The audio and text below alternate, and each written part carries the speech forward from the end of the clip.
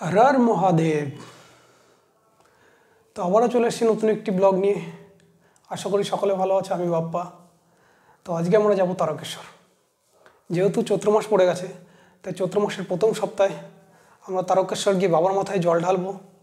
तो चलो चैत्र मासेर प्रथम सप्ताहे तारकेश्वरे केमन भीड़ हय एबं बाबार माथाय कि करे जल ढालबो समस्त तथ्य एई भिडियोर माध्यमे जानाबो। तो चलो भिडियोटी शुरू करा जाक। तो स्किप ना करे भिडियोटी देखते थाको और संगे थाको। আমরা এখন বেরিয়ে পড়েছি তারকেশ্বরের উদ্দেশ্যে। তারকেশ্বর যেতে চাইলে তিন ভাবে যেতে পারবে।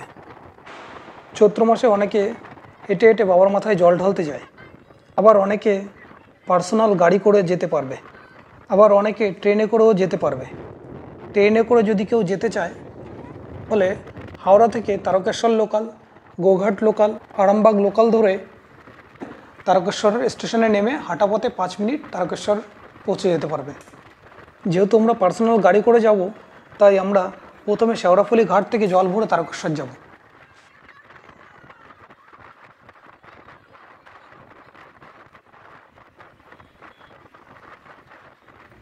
तो आमरा एखन शेवड़ाफुली घाटेर दिके जाচ্ছি। बाबार प्रचुर भक्तरा तारकेश्वरेर उद्देश्ये रওনা हये गेছে।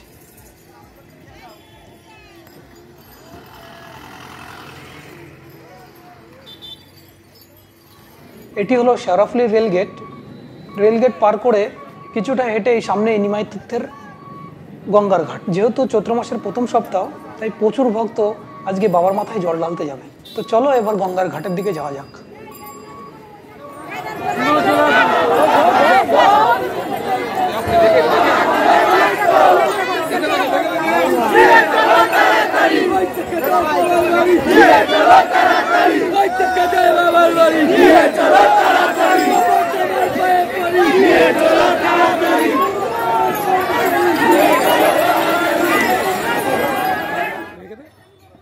तो बाबार माथाय जल ढालार जोन्नो आमरा गंगा थेके जल नेब। देखते देखते चले एलाम शेवड़ाफुलिर घाटे। एखान थेकेई बाबार भक्तरा जल निये सबाई हाटे।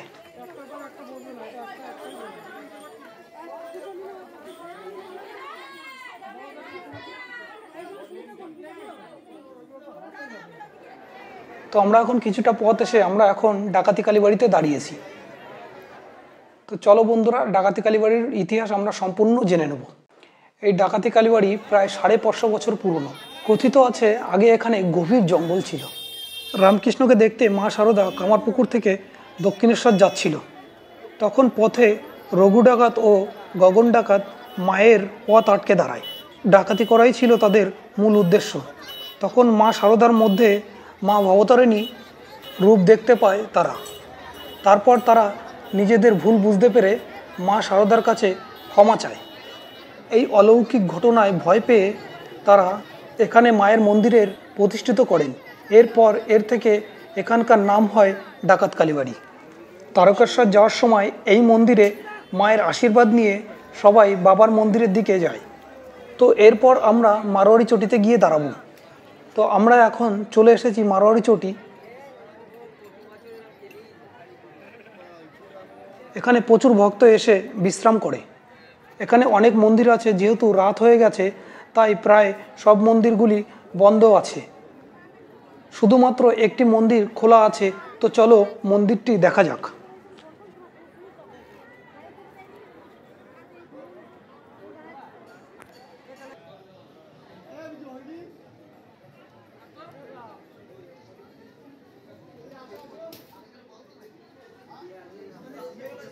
এই মন্দিরের মধ্যে রয়েছে একটি মহাদেবের বড় মূর্তি।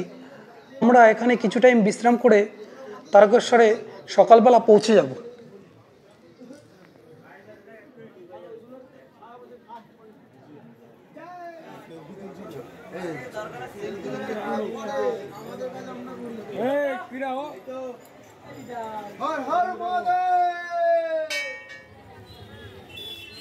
তো আমরা এখন চলে এসেছি তারকেশ্বর। তো চলো মূল মন্দিরের দিকে যাওয়া যাক। এটি হলো মন্দিরের 1 নম্বর গেট। তো যারা নন্দীর মাথায় জল ঢালতে চাও তারা এখান থেকেই নন্দীর মাথায় জল ঢালতে পারবে। যারা বাবার মাথায় জল ঢালতে যাবে, মহিলাদের লাইন এখান থেকেই হয়, আর পুরুষদের লাইন অন্যদিকে। যেহেতু পুরুষদের এখানে অনেকগুলো লাইন হয়, তাই 4 নম্বর গেটে দাঁড়ালে বাবার মাথায় ভালোভাবেই জল ঢালতে পারবে। তো আমরা এখন 4 নম্বর গেটের দিকে যাব। তো 4 নম্বর গেটের দিকে গিয়ে পুরুষের লাইনটা কোন দিকে আমরা সেদিকে দেখানোর চেষ্টা করব সকলকে। তো চলো 4 নম্বর গেটের দিকে যাওয়া যাক।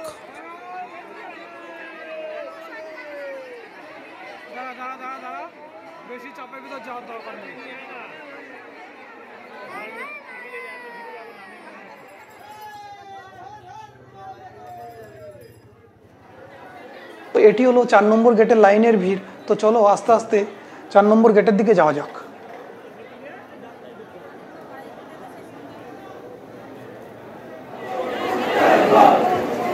এটা হলো বাইরের দিকের দৃশ্য। এরপর আমরা ভেতরের দিকের দৃশ্য দেখানোর চেষ্টা করব।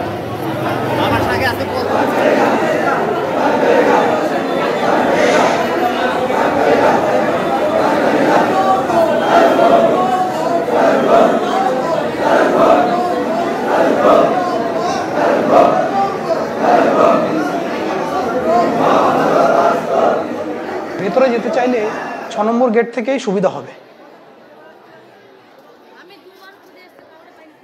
তো আমরা এখন 6 নম্বর গেটের দিকে চলে এসেছি। এই 6 নম্বর গেট থেকে ভেতরে ঢুকেই ডান দিকে চলে গেলেই দুধ পুকুর পড়বে। বাবার মাথায় জল ঢালার আগে দুধ পুকুর থেকে স্নান করে তারপর সবাই জল ঢালতে যায়। কথিত আছে এই দুধ পুকুরে স্নান করলে সব রোগ ব্যাধি সেরে যায়। যারা গঙ্গা থেকে জল নিয়ে না আসবে, এখানে প্রচুর দোকান আছে।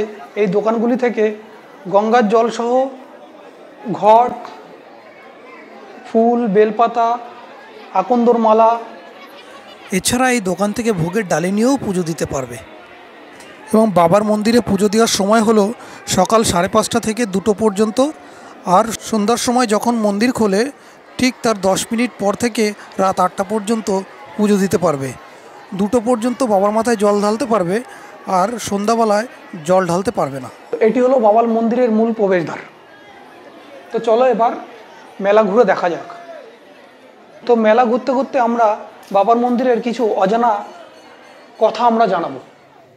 এই তারকেশ্বরের শিবলিঙ্গটি তারকেশ্বর থেকে গয়া কাশী পর্যন্ত বিস্তৃত।